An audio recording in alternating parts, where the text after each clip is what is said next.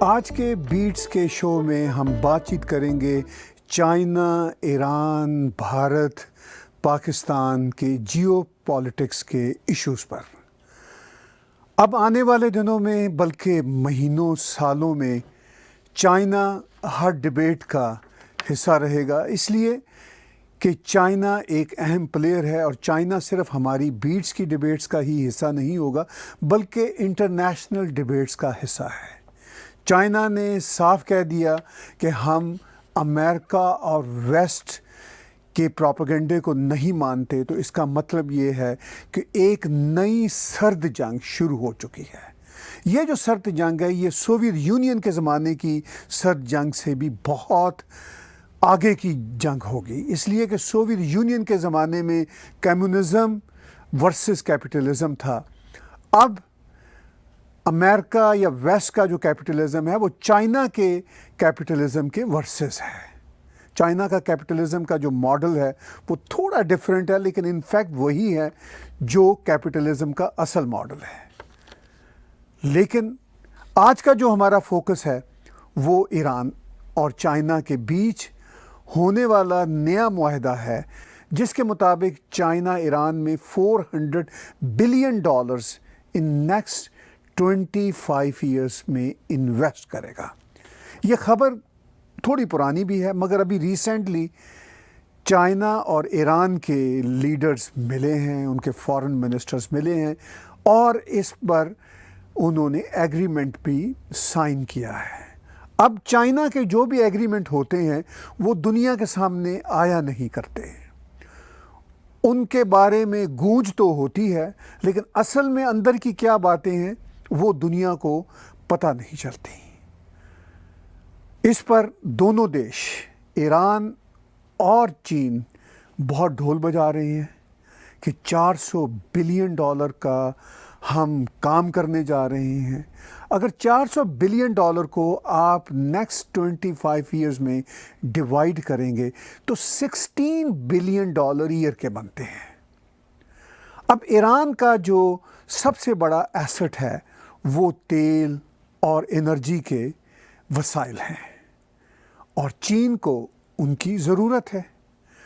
ایران پر اس وقت سینکشنز بڑھتی چلی جا رہی ہیں، اور ان سینکشنز کی وجہ سے ایران مجبور ہے چین کے ساتھ اپنا معاہدہ کرنے کو، اور چین کو سستے داموں اپنا تیل بیچے گا، اور چین کو یہی چاہیے۔ چین تو ایک بہت ہی کروڈ قسم کا کیپٹلسٹ کنٹری ہے، یعنی انٹرسٹنگ بات یہ کمیونزم اور سوشلزم کے لباتے میں ان فیکٹ بہت ہی کروڈ قسم کا کیپٹلسٹ کنٹری ہے۔ ہمارے بھارت کے کانٹیکس میں ایک فریز یوز ہوتا ہے بنیا۔ بنیا انفارچونیٹلی کیا ہوا کہ ایک اس کا نیگیٹو یا ڈیروگیٹری بھی اس کا ایک پرسیپشن بن گیا۔ میں اس کانٹیکس میں بات نہیں کر رہا۔ اگر بنیا اپنے ٹرو سینس میں، یعنی وہ جو نیگیٹو کانوٹیشن والا بنیا ہے، وہ اب چائنا ہی ہے۔ چائنا نے جہاں کہیں بھی انویسٹمنٹ اس طرح کی ہے، ان کنٹریز کو اپنے شکنجے میں جکڑا ہے۔ شری لنکا کی مثال آپ کے سامنے ہے، مالدیو کی مثال آپ کے سامنے ہے، پاکستان شکنجے میں جکڑتا چلا جا رہا ہے۔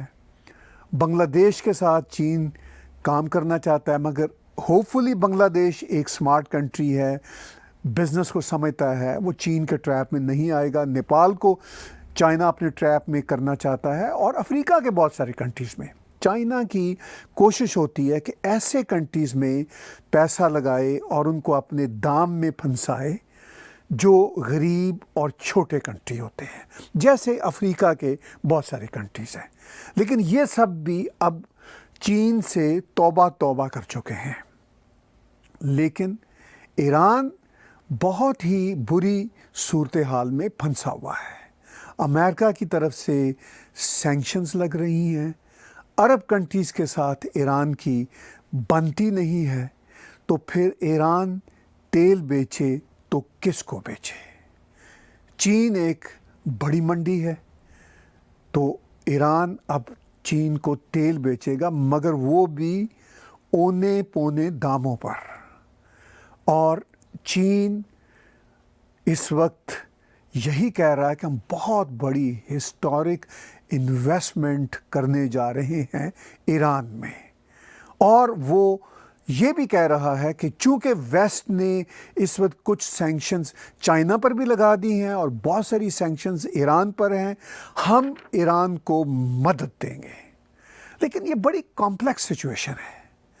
چین جب ایران کو مدد دے گا تو چین کے بزنس جو ہیں وہ عرب کنٹریز کے ساتھ بھی ہیں، ایسا نہیں کہ چائنا کی عرب کنٹریز کے ساتھ کوئی بری سچویشن ہے۔ تو عرب کنٹریز بھی جو ایران کے سپورٹر نہیں ہیں، ایران کے متحارب ہیں، وہ بھی اس بات کو پسند نہیں کریں گے۔ تو اس طرح چائنا کے ان سے بھی کچھ نہ کچھ ریلیشنز خراب ہوں گے۔ ویسٹرن ورلڈ بھی اس بات سے خوش نہیں ہوگا، خاص طور پر یونائٹڈ اسٹیٹ آف امریکہ۔ امریکہ نے تو ابھی ریسنٹلی کہہ دیا کہ چین اور ایران جو کام کرنے جا رہے ہیں ہم اس کو انٹرنیشنل سیکیورٹی کا تھریٹ سمجھتے ہیں۔ تو امریکہ نے تو صاف دھمکی دے دی۔ ادھر اسرائیل کے ساتھ بھی چائنا کے اچھے کاروباری ٹرمز ہیں، لیکن اگر ایران چائنا کے بہت قریب ہوگا تو اسرائیل کے ساتھ بھی ریلیشن شپ کسی نہ کسی لیول پہ ایفیکٹ تو ہوں گے ہی، اور دوسرا اسرائیل بھی ویسٹرن ورلڈ اور پریسائزلی امریکہ کی مرضی کے بغیر تعلقات اچھے نہیں بنا سکتا، اور Iran is a direct threat to Israel as well as Saudi Arabia as well as their allies۔ تو سچویشن بہت ہی کمپلیکس ہے۔ ابھی کچھ سال پہلے بھارت نے چابہار پورٹ کا پروجیکٹ ایران کے ساتھ شروع کیا تھا، لیکن پچھلے سال سے بھارت اور ایران کا منصوبہ بھی بند پڑا ہے۔ اس کی وجہ یہ ہے کہ بھارت کے امریکہ اور ویسٹرن ورلڈ کے ساتھ اور اسرائیل کے ساتھ اور عرب کنٹریز کے ساتھ تعلقات بہت بہتر ہوتے چلے جا رہے ہیں اور بہت آگے بڑھتے چلے جا رہے ہیں۔ تو بھارت کے لیے اسٹریٹجیکلی پاسبل نہیں تھا کہ اپنے اتنے زیادہ قریبی الائز پارٹنرز کو ناراض کر کے ایک سینکشن پر لگے ہوئے کنٹری ایران کے ساتھ اپنا کاروبار بڑھا سکے۔ تو بھارت نے اپنے ہاتھ کھینچ لیے۔ تو چابہار پورٹ کا پروجیکٹ بھی اس وقت سرد سا ہو چکا ہوا ہے۔ اب بھارت کی یہ کوشش تھی کہ کسی طرح سے ویسٹرن ورلڈ کے ساتھ بھی تعلقات اچھے رہیں اور ایران کے ساتھ بھی ان کی اسٹریٹجک الائنس اور کاروبار اور تیل کا خاص طور پر لین دین لگا رہے، لیکن ممکن نہیں تھا بھارت کے لیے اپنے الائز کو چھوڑ کے صرف ایران کے ساتھ ہی چلتے رہنے کا۔ اس ساری سچویشن میں اب کچھ کمنٹرز یہ بھی کہہ رہے ہیں کہ ایران اور پاکستان کو امریکہ اور ویسٹرن ورلڈ پش کر رہے ہیں ٹوورڈز چائنا، اور یہ بہت سیزنڈ کمنٹیٹرز، بہت بڑھیا international media outlets such as CNN، BBC، Al Jazeera پہ کہہ رہے ہیں کہ ایکچولی امریکہ اور ویسٹرن ورلڈ ایران اور پاکستان کو دیوار سے لگا کے مجبور کر رہے ہیں کہ وہ چین کی گود میں جائیں۔ میں اس سے ایگری نہیں کرتا، کیونکہ اگر پاکستان طے کرے کہ ہم نے اپنی فارن پالیسیز چینج کرنی ہے اور ہم اپنے بہت ہی قریبی ہمسائے بھارت کے ساتھ پراکسی ٹیررزم نہ کریں، تو پاکستان کے لیے بہت سارے رستے کھل سکتے ہیں، اور بائی دا وے اس وقت یہ رستے کھل بھی رہے ہیں پاکستان اور بھارت کے بیچ میں۔ لائن آف کنٹرول پر سیز فائر ہو چکا ہے، واٹر ٹریٹیز پر بات چیت ہو رہی ہے۔ تو پاکستان تو اب کوشش کر رہا ہے اپیرنٹلی کہ دھیرے دھیرے اپنے تعلقات بھارت کے ساتھ اچھے کرے اور جو پراکسی ٹیررزم کا سلسلہ ہے اس کو امریکہ اور عرب کنٹریز کے دباؤ کی وجہ سے اب کم کرے اور ہو سکتا ہے ختم بھی کر دے. یہ ایک چوائس پاکستان کے لیے اچھی ہے. اگر پاکستان اس پہ چلتا ہے تو چین کے ساتھ اس کا چلنا دھیرے دھیرے کم ہو جائے گا.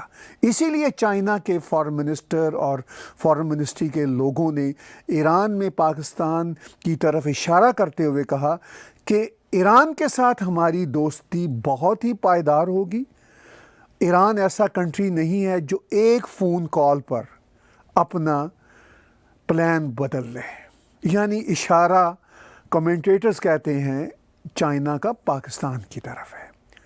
پاکستان تو اس چوائس کے راستے پر چل سکتا ہے اور ہو سکتا ہے کامیاب بھی ہو جائے اور ہو سکتا ہے کہ اس بار اچھے طریقے سے چل پائے. لیکن ایران ایسا کرتا نظر نہیں آتا. ایران کے پاس بھی چوائس ہے.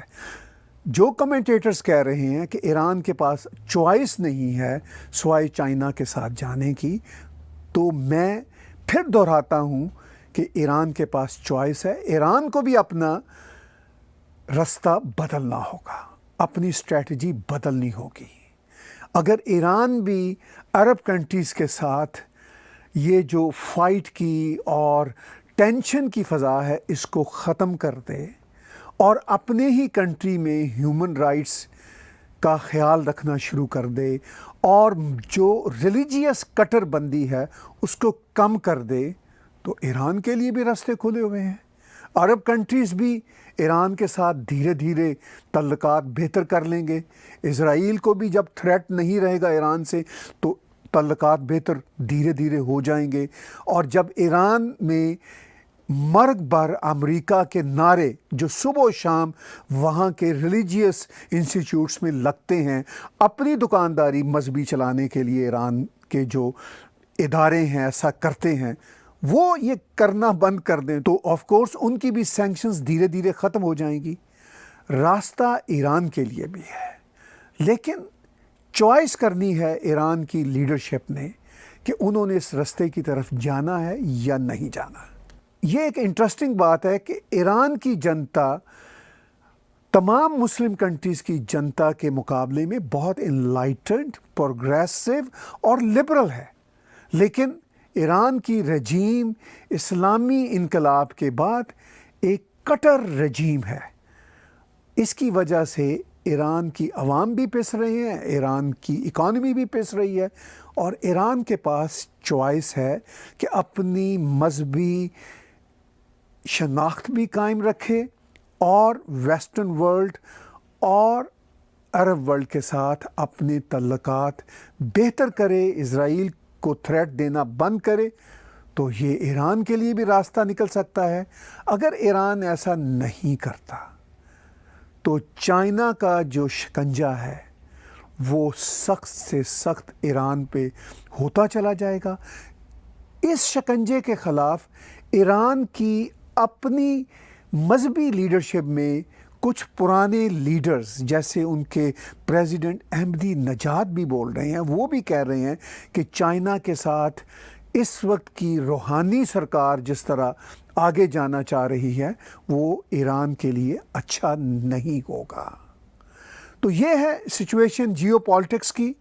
اس وقت ایران اور چائنا کے کانٹیکس میں جس طرح کی ڈیولپمنٹ ہو رہی ہے اس پر ہم نے آج بیٹس میں آپ کو ایک مختصر سا انالیسس دیا. بیٹس کے آج کے شو میں میں میجر گورو آریہ صاحب کے ساتھ ہونے والی اپنی گفتگو ایران اور چائنا کے کانٹیکس میں تھوڑی سی جوڑتا ہوں.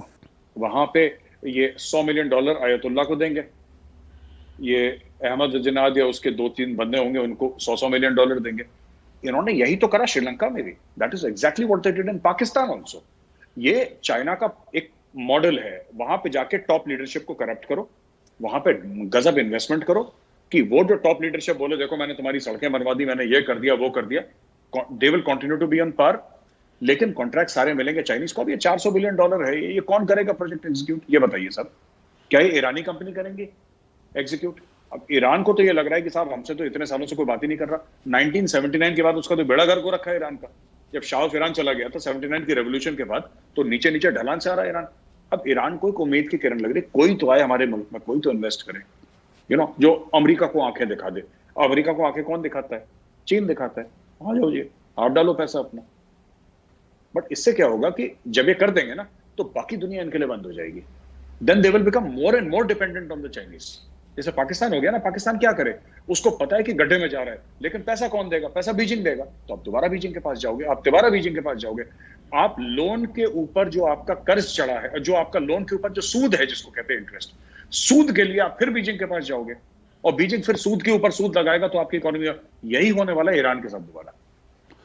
तो इसका मतलब ये कि अनफॉर्चुनेटली पाकिस्तान हो और ईरान हो, वो चाइना के शिकंजे में कसे जा रहे हैं, चूँकि उनके पास ऑप्शन नहीं है, कोई और कंट्री उनको पैसा नहीं दे रहा। पाकिस्तान को फिर भी उम्मीद है कि शायद अमेरिकन्स IMF के ज़रिए या इवन अरब कंट्रीज़ के ज़रिए कोई ना कोई मदद दे दें। अभी भी ये होप थोड़ी सी पाकिस्तान में है। क्या आपको ये होप अभी भी नज़र आती है पाकिस्तान के लिए? सर, मैं 1 मिनट अगर ईरान के बारे में वापस जाऊं जी। देखिए, ईरान के पास तेल है, इनको चाहिए तेल ऑनेस्टली। अब they need oil for their economy. अब सऊदी अरब से अब इनको लग रहा है कि साहब ये ऑयल वाला मामला बड़ा लंबा चौड़ा हो रहा है, डायरेक्ट लैंड रूट है यहाँ से, तो अब ये लोग तेल लाएंगे ये ईरान से, बिल्कुल लैंड रूट से ही तेल ले जाएंगे। अब ईरान को क्या लग रहा है, अगर ईरान को यह गलतफहमी है 1 रुपए की कि चाइना इनको डॉलर देगा और ये इनको तेल बेचेगा, तो सॉरी, चाइना इतना बेवकूफ नहीं है।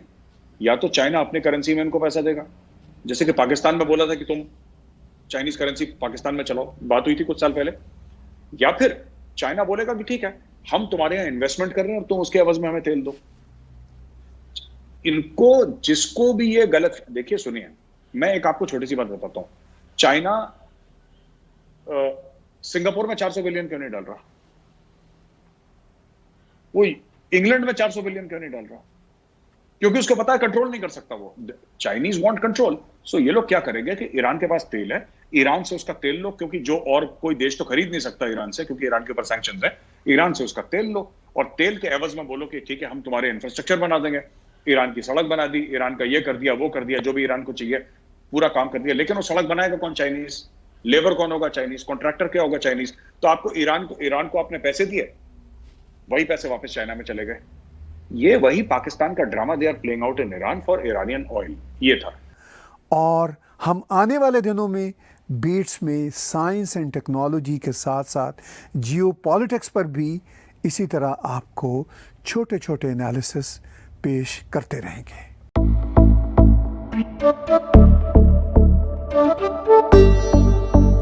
Subscribe TAG TV YouTube channel and press the notification button.